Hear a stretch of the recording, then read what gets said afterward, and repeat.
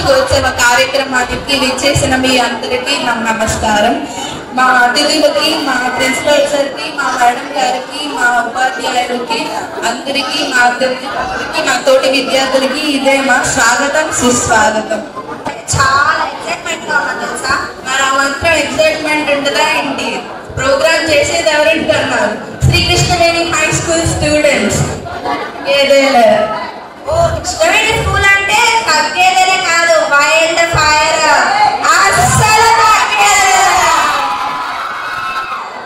సరే, తగ్గేది తర్వాత చూద్దాం కానీ సో ఫస్ట్ లైట్ అందించేద్దాం. ఇచ్చేది వెలుగు, ఆ వెలుగుని ప్రజ్వలింప చేసేది దీపం.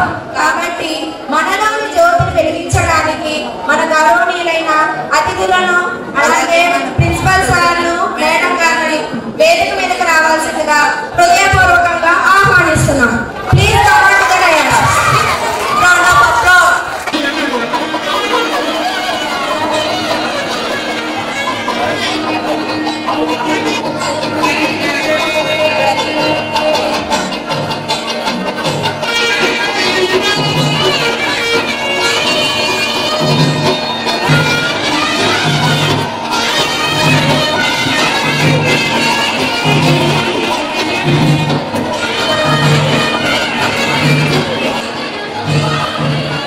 సార్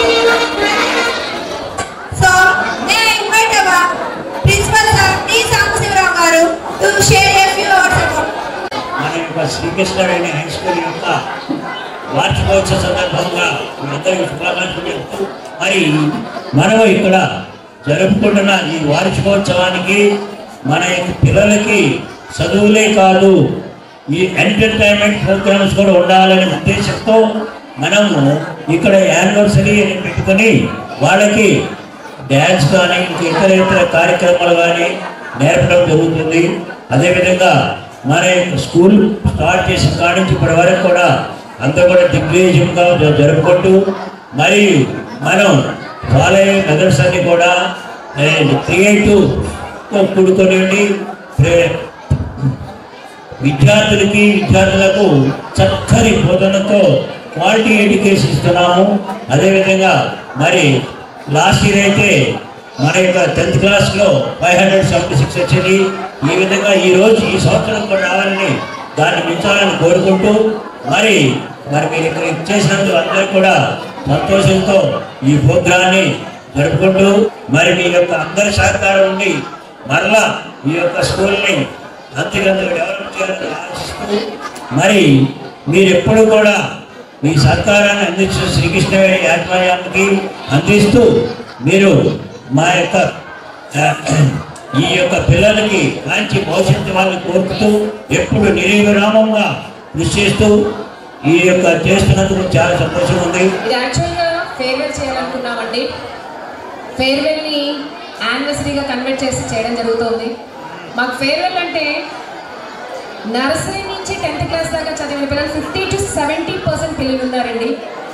మీతో కన్నా వాళ్ళు మాతో ఉదయం 7 నుంచి రాత్రి 8:30 వరకు గడపడంతో మాకు ఎక్కువగా వాళ్ళతో ఇమోషనల్ ఏమంటాము క్యాచప్ టచ్అప్ అవుతుందన్నమాట. సో అటాచ్మెంట్ వాళ్ళతో ఉండడం జరిగింది. వాళ్ళు రేపు March 17 నుంచి ఎగ్జామ్ జరుగుతుంది. April 1తో ఎగ్జామ్స్ కంప్లీట్ అయిపోతాయి. వాళ్ళు మాకు బాయ్ బాయ్ చెప్పి వెళ్ళిపోతారు.